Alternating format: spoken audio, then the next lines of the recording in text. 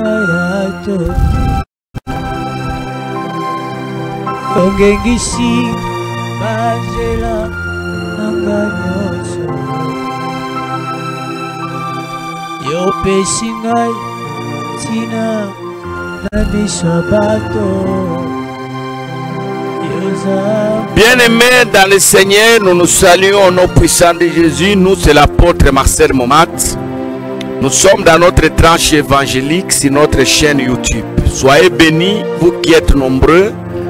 Vous vous êtes fait abonner. Soyez bénis. Je vois que le nombre des abonnés a augmenté largement. Soyez vraiment bénis pour l'intérêt que vous accordez au travail de Dieu. Ne soyez pas seulement abonnés, mais contribuez aussi à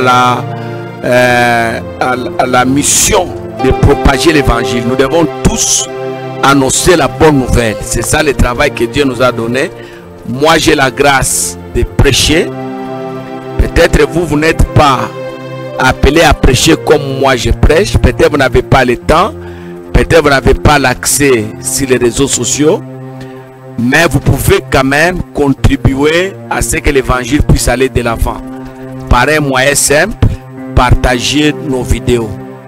Donc si quelqu'un, chacun de nous, prenait l'engagement de partager la vidéo que nous lançons, je crois beaucoup des âmes seront réconfortées. Hein? Dans le monde que vous voyez, nous avons beaucoup de chrétiens découragés. Ils sont chrétiens, mais découragés. On va parler de ces choses dans des vidéos qui vont suivre. Il a la foi en Jésus, mais il ne fait crainte plus l'église. Il préfère rester à l'église parce qu'il préfère rester à la maison parce que l'église l'a déçu. Il y a des gens, il prie chez lui à la maison, mais il ne sait plus fréquenter les pasteurs. Je connais beaucoup de gens comme ça. Ah papa, je préfère prier à la maison. Pourquoi non? Les pasteurs m'ont déçu. Les pasteurs ont dérangé ma maison. Ils ont déséquilibré ma vie. Alors il y a des gens comme ça, ils préfèrent rester à la maison. Or c'est à l'église où on peut prêcher l'évangile. C'est à l'église où on peut être enseigné. C'est à l'église où, bien aimé dans le Seigneur, on peut vivre la communion fraternelle. Il y a beaucoup de gens comme ça.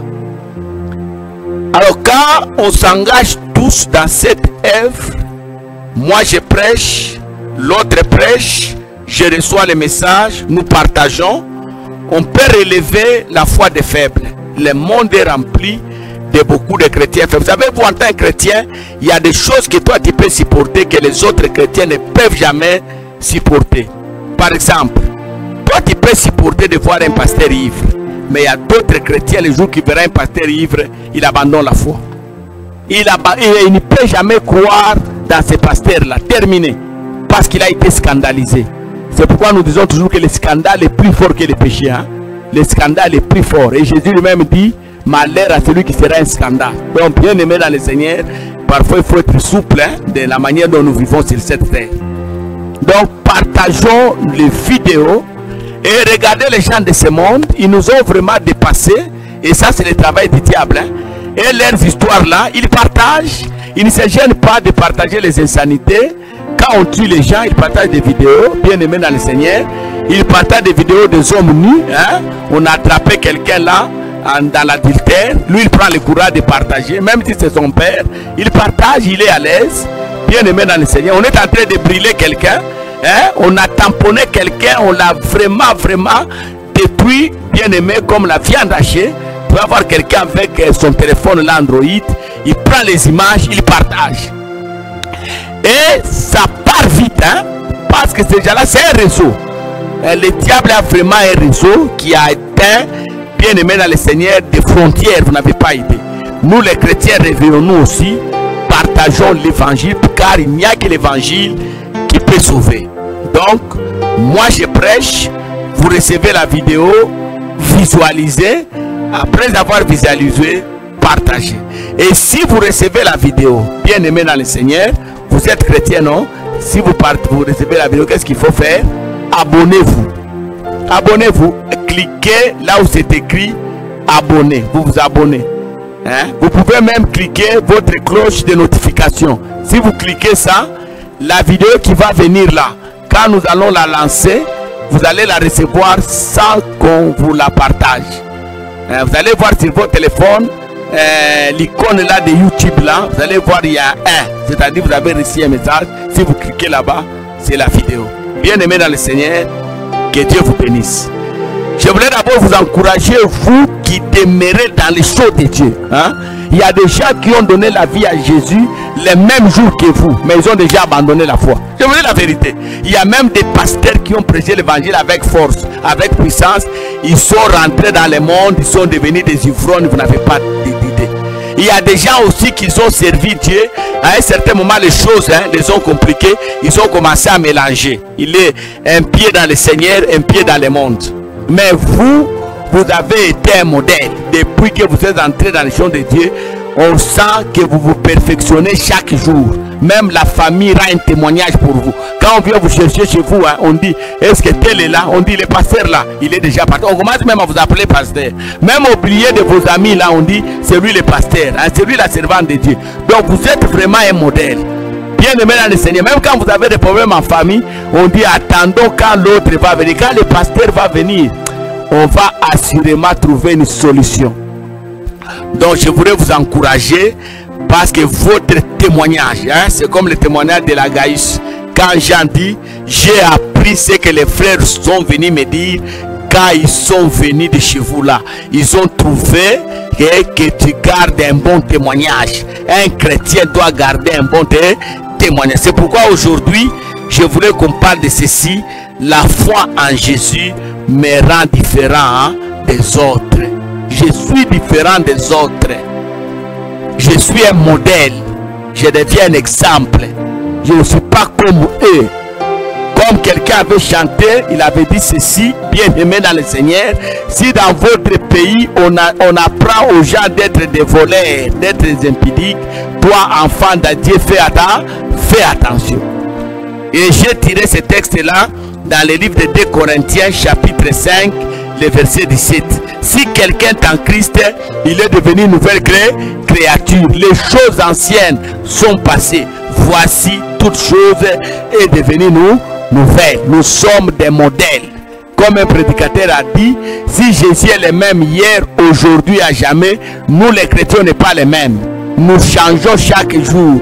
Si hier j'étais impudique, aujourd'hui j'ai fourni un effort pour être un modèle. Les gens commencent à me faire confiance parce que je ne suis plus celui que les gens connaissaient. Hier je vivais dans des bars, je dormais à l'hôtel, je passais avec des femmes bien aimées dans le Seigneur. J'étais un disciple de Vénus, un disciple de Bacchus. Aujourd'hui je suis devenu un disciple de Jésus. Un disciple de Jésus, c'est qui? C'est un petit Christ, un modèle de Dieu. C'est Jésus vivant, Jésus en marche. Quand on le regarde, on dit voilà, Jésus est en train de passer. Souvenez-vous de l'histoire d'Antioche, lorsque les disciples sont allés là-bas. Leur manière de vivre était différente des peuples d'Antioche. Voilà comment nous devons être différents.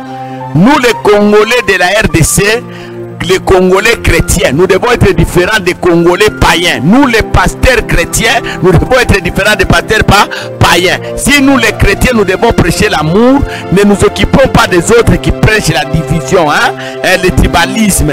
Non, chers pasteurs, vous devez être un modèle. Comme les disciples à Antioche. Quand les gens ont regardé que leur manière de vivre était différente des autres, vous savez ce qui s'est passé? On a commencé à appeler ces gens-là des chrétiens.